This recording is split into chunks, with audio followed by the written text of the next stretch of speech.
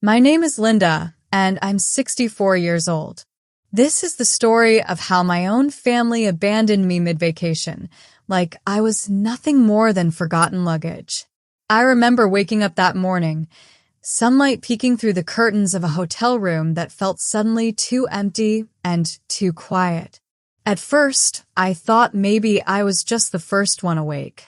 The beds beside me were cold and untouched, and the air was still. I called out for my daughter, Susan, and my son, Michael, expecting to hear their voices or the sound of them getting ready for breakfast. But there was nothing, just silence that seemed to grow heavier with every second. My heart started to pound as I looked around, noticing things that didn't make sense. Their suitcases were gone from the corner. The shoes they always left by the door had disappeared, and even Susan's half-finished coffee cup was missing from the nightstand. I stared at the empty space where her mug usually sat, a small detail that made the whole room feel colder. I checked the clock, hoping maybe they'd just gone downstairs for a quick bite, but it was still early. Too early for them to have left without saying a word. I searched for a note, a message, anything to explain where they had gone, but my phone was empty. I called out again, my voice trembling, hoping they were just playing a joke or would walk back in any second. The silence pressed in on me, thick and cold, until I could hardly breathe. A wave of fear and confusion washed over me. Why would they leave me? What had I done wrong? I sat there on the edge of the bed, holding my hands together, feeling more alone than I ever have in my entire life. Has your family ever left you behind, literally or emotionally? Please share your story in the comments. It would help to know I'm not alone. If stories like this spark something in you, hit like and subscribe. It really helps me a lot in this phase, and I'd love to have you here. So, I've always been a mother first, and now I'm a grandmother too.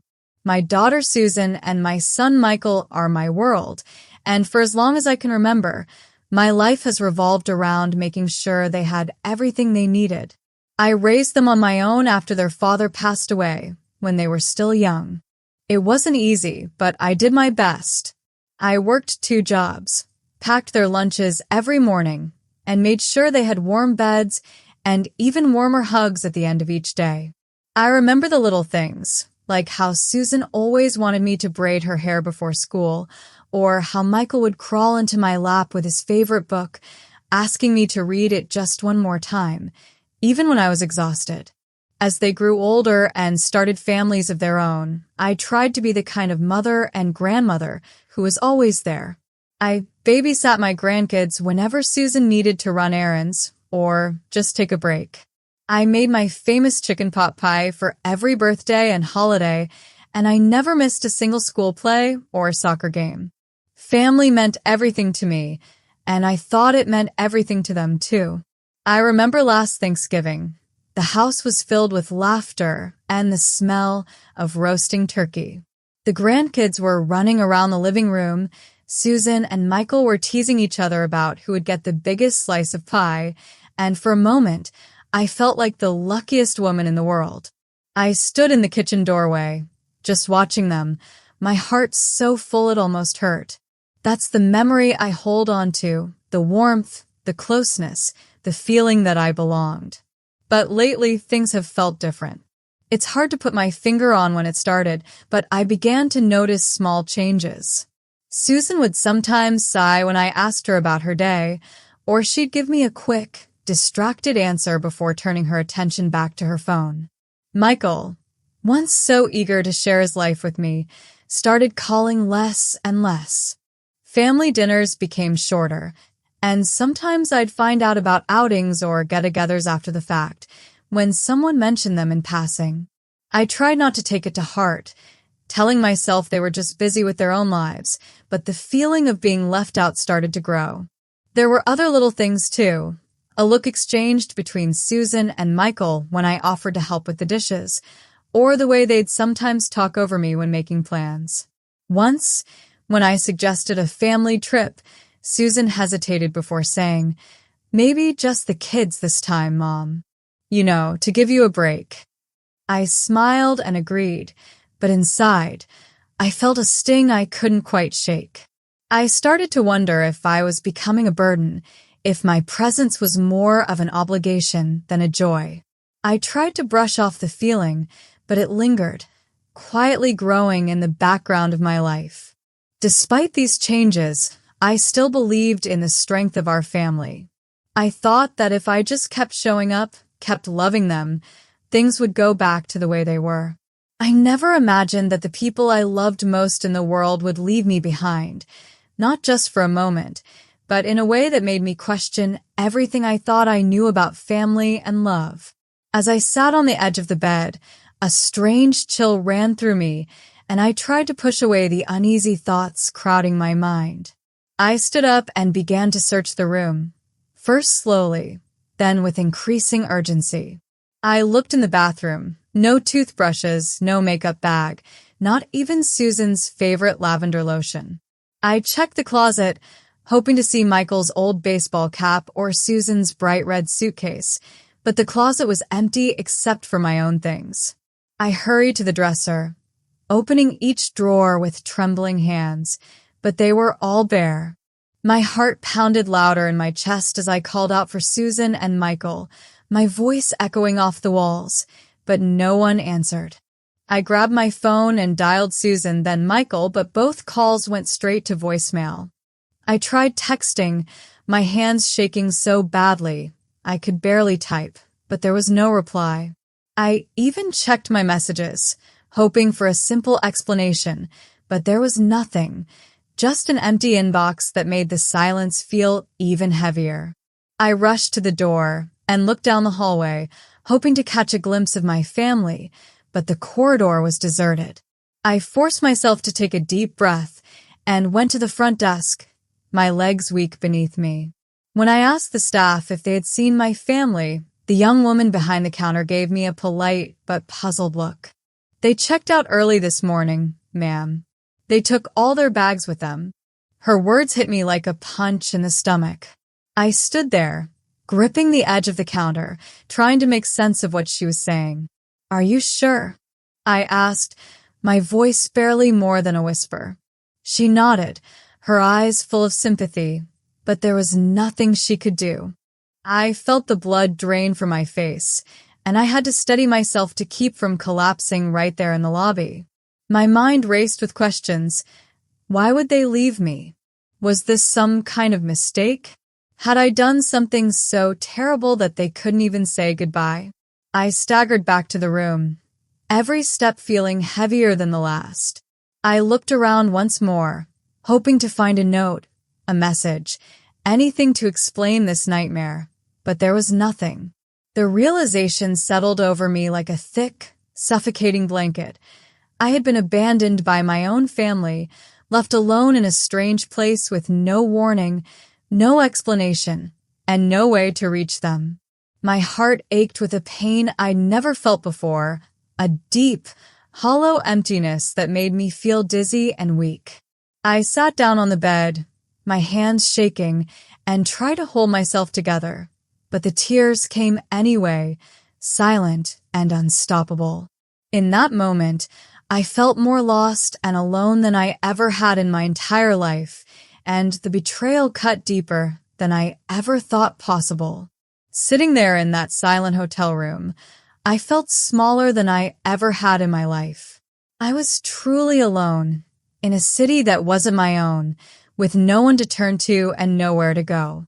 I reached for my purse, hoping to find some comfort in familiar things, but my wallet was gone, along with my ID, my credit cards, even the emergency cash I always kept tucked away for just-in-case moments. My hands shook as I realized just how helpless I was. The fear crept in, cold and sharp, as I tried to think of what to do next. I thought about going to the police, but what would I say? That my own family had left me behind? Would anyone even believe me? Or would they think I was confused, just another old woman who'd lost her way? My mind raced, searching for a reason, a sign, anything to make sense of this. I closed my eyes and memories flooded in. Years of putting my children first, working long hours so they could have new clothes for school, skipping meals so they'd never go hungry, saying yes to every favor, every request, no matter how tired I was. I remembered the countless times I'd babysat my grandkids so Susan could have a night out or Michael could go on a business trip. I thought of all the family vacations I'd paid for, the birthday cakes I'd baked, the Christmas mornings I'd spent making sure everyone else was happy before I even thought of myself. Every sacrifice, every act of love, every moment I'd given so freely, had it all meant nothing? Was I really just a burden to them now, someone to be left behind when I became inconvenient? Tears burned in my eyes as I wondered what I could have done differently, where I had gone wrong. Had I smothered them? Had I asked for too much? Or was it simply that I was no longer needed, no longer wanted? The questions circled endlessly in my mind, each one cutting a little deeper than the last. I looked at my reflection in the hotel mirror, searching for answers in the tired lines of my face. What did I do to deserve this? I whispered to the empty room. Was I really such a burden? The silence offered no comfort, no explanation. I wrapped my arms around myself, feeling the weight of every lonely moment pressing down on me. I had always believed that family was forever, that love and loyalty would carry us through anything. But now, sitting in that foreign room with nothing but my memories and my pain, I felt abandoned in every sense of the word. The emptiness in my chest was so heavy, it was almost physical. I thought about how abandonment, especially by those you love, can leave scars that never truly fade. It's a pain that seeps into your bones, making you question your own worth, your own place in the world. I remembered reading once that people who are abandoned often carry that wound for the rest of their lives, struggling with feelings of worthlessness, anxiety, and a constant fear of being left behind again. I could feel those emotions rising in me now, a tidal wave of sadness and shame that threatened to pull me under. I tried to remind myself that I had done my best, that I had given everything I had to my family, but the doubt was relentless. I wondered if I would ever be able to trust again, if I would ever feel safe or loved. The silence in that room was deafening, pressing in on me from all sides, making me feel smaller and more invisible with every passing minute. I sat there, hugging myself, rocking gently back and forth, trying to find some comfort in the rhythm. The world outside kept moving, unaware of the heartbreak happening inside those four walls. I thought about calling out for help, but the words caught in my throat. All I could do was sit and wait for the pain to pass, hoping that somehow I would find the strength to stand up and keep going. In that moment, I understood in a way I never had before just how deep the wounds of abandonment can go, and how important it is to find even the smallest flicker of hope to hold on to when everything else has been taken away. The world outside kept moving, but inside, I was frozen, trapped in a moment I never thought would come. The next morning, after a restless night filled with worry and tears, I knew I had to find a way home, no matter how impossible it seemed. With no passport, no money, and no family to call, every step felt like walking through thick mud, my heart heavy with fear and uncertainty. I gathered what little I had left. My phone, a small bag with a change of clothes, and the ring I'd worn since my wedding day, the last piece of my old life I could still hold on to. My first stop was the hotel front desk, where I tried to explain my situation to the clerk. She listened with gentle eyes and offered me a cup of coffee, her kindness a small comfort in a world that suddenly felt so cold. There was little she could do, though, beyond pointing me to the nearest police station. I walked there, my legs trembling, clutching my bag tightly, feeling more alone with every step. At the station, I told my story to an officer, my cheeks burning with embarrassment as I explained how my own family had left me behind. He listened patiently, helped me file a report for my missing belongings, but without ID or money, there was only so much he could do. He handed me a list of shelters and the number for the embassy, and I clung to that paper like a lifeline, my hands shaking as I dialed the embassy's number. The wait on hold felt endless, each minute stretching out as I wondered if I'd ever find my way home. When someone finally answered, their voice was calm and reassuring. They promised to help me get a temporary travel document, but it would take a few days, and I'd need to prove my identity. I felt defeated, but I refused to give up. I looked down at the ring on my finger, my last valuable possession, and with a heavy heart, I walked to a nearby pawn shop. The memories of my late husband filled my mind as I slid the ring off and handed it over. The man behind the counter counted out the bills with a quiet kindness, pressing them into my palm with a gentle nod. It wasn't much, just enough for a few simple meals and a bus ticket to the embassy in the city. But in that moment, it felt like hope, like maybe things would turn around. That night, I found myself in a small shelter, surrounded by people whose faces I didn't know, but whose hearts were unexpectedly open. A woman I'd never met offered me a warm blanket, and another poured me a cup of tea, her hands steady and reassuring. Their simple acts of compassion wrapped around me like a balm, reminding me that not everyone in this world is cruel or selfish. As I lay on the narrow cot, listening to the soft hum of voices and the distant sounds of the city, I realized that I was still capable of being cared for, even by strangers. The kindness of those around me, the gentle words and small gestures, made me feel seen and less alone, even in the darkest moment of my life. The next morning, with the first light streaming through the shelter's windows, I set out for the embassy, my resolve hardening with every step. I was determined to do whatever it took to get home. Every small victory along the way, a free cup of soup from a kind volunteer, a smile from a passerby, the embassy staff's promise to help, felt like a tiny spark, reigniting my strength. With each act of kindness, I felt my spirit slowly mending, and I began to believe that maybe, just maybe, I could start over and find my way back to myself. The journey to the embassy was long and tiring, but every little gesture, a friendly nod from a bus driver who let me ride for free, a stranger who helped me with directions, a volunteer who pressed a sandwich into my hand, became a thread in the tapestry of hope I was weaving for myself. I waited in the embassy's crowded lobby, clutching my paperwork, surrounded by people from all walks of life, each with their own story of loss or longing. I watched the staff move from desk to desk, helping people with patience and care, and I realized I wasn't as invisible as I'd felt. When my turn finally came, the officer listened to my story, nodded with understanding, and assured me they'd do everything they could to get me home. As I left the embassy, the city outside felt a little less intimidating, the sky a little brighter.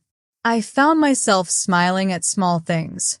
A child's laughter in the park, the scent of fresh bread from a bakery, the warmth of sunlight on my face. Each of these moments, though fleeting, reminded me that life still held beauty, even in the midst of hardship. I promised myself that I would hold on to that hope, no matter what.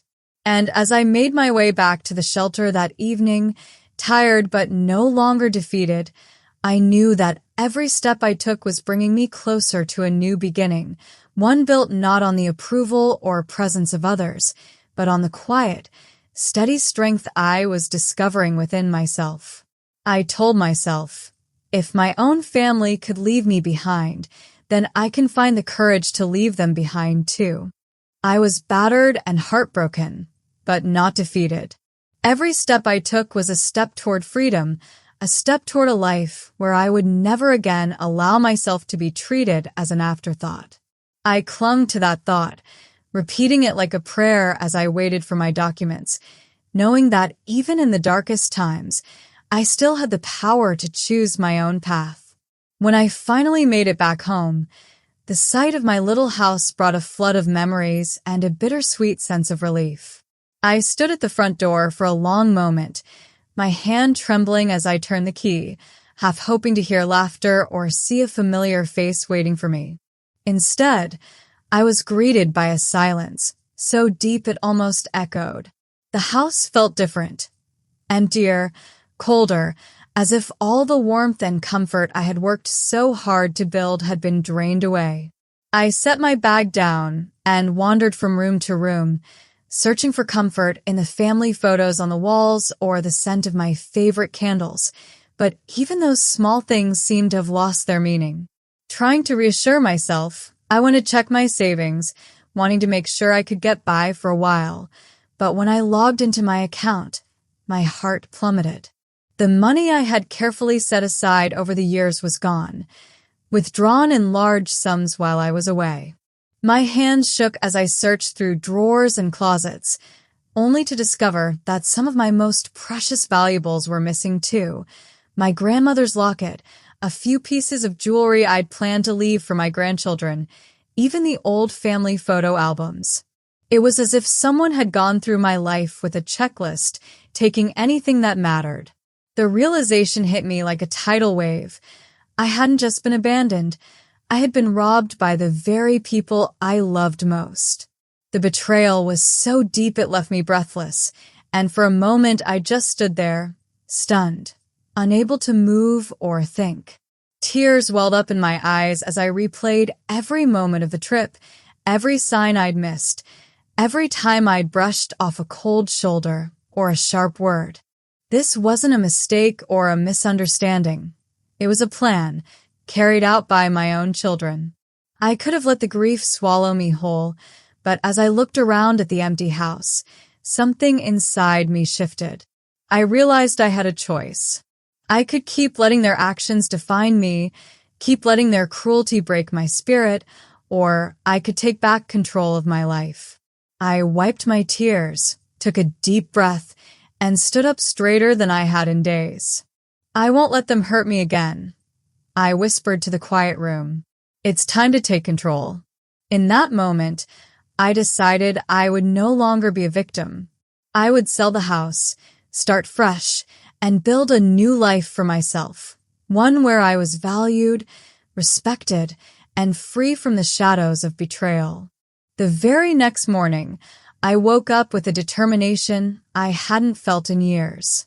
The sun was just peeking through the curtains, casting a gentle light across the quiet house, and for the first time in a long while, I felt a sense of purpose rising inside me. I walked through my house room by room and started making a list of everything I owned. The kitchen table where we used to gather for Sunday dinners, the old couch where my grandchildren had curled up beside me for story time, even the china cabinet filled with dishes I'd saved for special occasions. All of it went on the list. Each piece held a memory, but I knew it was time to let go. I took photos, wrote descriptions, and posted them online one by one, putting the house up for sale too. Every item I listed felt like shedding a layer of the past, letting go of the weight that had been holding me down for so long. I sorted through closets and drawers, packing up clothes and knickknacks, deciding what truly mattered to me. In the end, I filled just one small box with keepsakes, a faded photograph of my wedding day, a letter from my mother, a few handmade cards from my grandchildren back when they still called me Grandma. Everything else I let go. With every sale, every stranger who came to pick up a piece of my old life, I felt a little lighter, as if I was reclaiming a part of myself with each goodbye. There were moments when I hesitated, my fingers lingering on a familiar book or a chipped mug, but I reminded myself that these things were just objects, not the love or memories they once represented. Letting them go was painful at first, like tearing off a bandage, but as the days passed, I began to feel something new, freedom. I was no longer surrounded by reminders of betrayal, no longer trapped in a house that echoed with loss and disappointment. Instead, I found strength in the act of moving forward, in making choices for myself and no one else. Each empty shelf and cleared-out room was proof that I could survive, even thrive on my own. I realized that my worth wasn't tied to things or to people who didn't value me. I was reclaiming my life, step by step, and with every goodbye to the past, I was making space for hope. By the time the house was ready to sell, I felt proud of what I'd accomplished. I had faced heartbreak and come through it stronger, no longer defined by what had been taken from me, but by what I had chosen to keep, my dignity, my memories, and my future. It was a few weeks later when I heard the familiar sound of a car pulling into the driveway, followed by hurried footsteps up the walk. My heart thudded in my chest, but I remained steady, standing in the living room surrounded by packed boxes and bare walls. The door burst open and Susan and Michael rushed in, their faces a mix of confusion and disbelief as they took in the empty house. "Mom, what's going on? Where's all our stuff?" Susan demanded, her voice rising with panic. Michael looked at me, expecting the same gentle reassurance I'd always given, but I didn't flinch. I met their eyes calmly, my voice steady as I said, "You made your choice.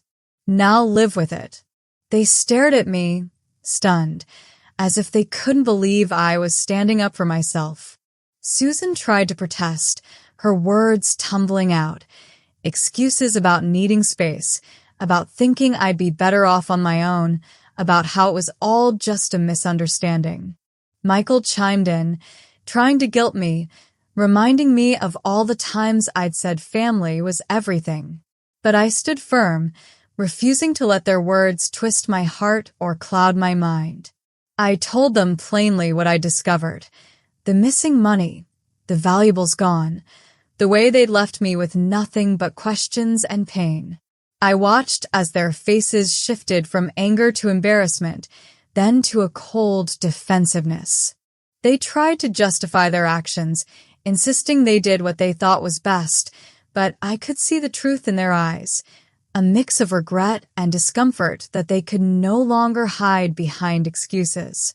I explained to them, calmly and firmly, that I was done being the one who always forgave, always fixed things, always put myself last. I told them I was selling the house, moving on, and that I hoped they would find what they were looking for, but it would no longer be at my expense. Their shock was almost comical, as if they'd never imagined I could stand up for myself. Susan's eyes filled with tears, but I didn't reach out to comfort her. Michael's jaw tightened, but I didn't back down. I felt a strange sense of peace as I watched them realize that the old patterns were broken, that I was no longer someone they could manipulate or guilt into submission. I wished them well, but I made it clear that my days of being their safety net were over. As they left, their voices echoing down the empty hallway, I felt lighter than I had in years. For the first time, I was standing on my own 2 feet, unafraid of what the future might bring, and I knew I had finally taken back my life. They tried to turn it around on me, saying I was too controlling, too involved, that they needed a break. But I didn't let their accusations shake me. I told them I was done being the one who always forgave, always fixed things, always put myself last. I explained that I was selling the house, moving on, and that I hoped they would find what they were looking for, but it would no longer be at my expense. Their shock was almost comical, as if they'd never imagined I could stand up for myself.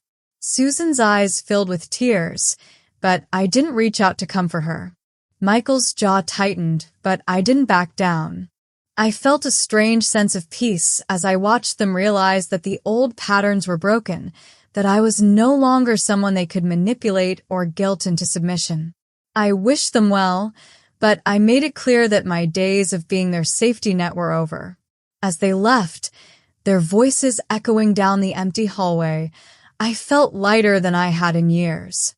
For the first time, I was standing on my own 2 feet, unafraid of what the future might bring, and I knew I had finally taken back my life. The day I closed the door on my old house for the last time, I felt a strange mix of sadness and hope. I moved into a small, sunlit apartment on the edge of town, surrounded by trees and quiet streets. The place was nothing fancy, but it was mine, and for the first time in a long while, I felt truly at home. I filled the rooms with the few keepsakes I'd saved, a faded wedding photo, a quilt my mother had made, and a handful of cards for my grandchildren. Each morning, I made myself a cup of coffee and sat by the window, watching the world wake up. I started new routines, simple things that brought me peace. Taking walks in the park, tending to a few potted plants on my balcony, and reading books I'd always meant to finish. I joined a local community center, where I met other women my age who had their own stories of loss and new beginnings. We laughed, shared meals, and supported each other in ways I never expected. There were moments, of course, when the pain crept back in, when I heard a child's laughter or smelled a familiar perfume, and my heart ached for the family I'd lost. But those moments grew less frequent as time passed, replaced by a gentle sense of acceptance and even gratitude. I realized I was stronger than I'd ever given myself credit for, and that I could build a life filled with kindness, friendship, and self-respect. Sometimes, late at night, I'd write letters to my grandchildren, telling them stories from my childhood or sending them small gifts anonymously, hoping that someday they'd understand how much I loved them. I didn't need recognition or thanks. It was enough to know I was sending a bit of love out into the world. My life wasn't what I'd planned, but it was peaceful, honest, and my own.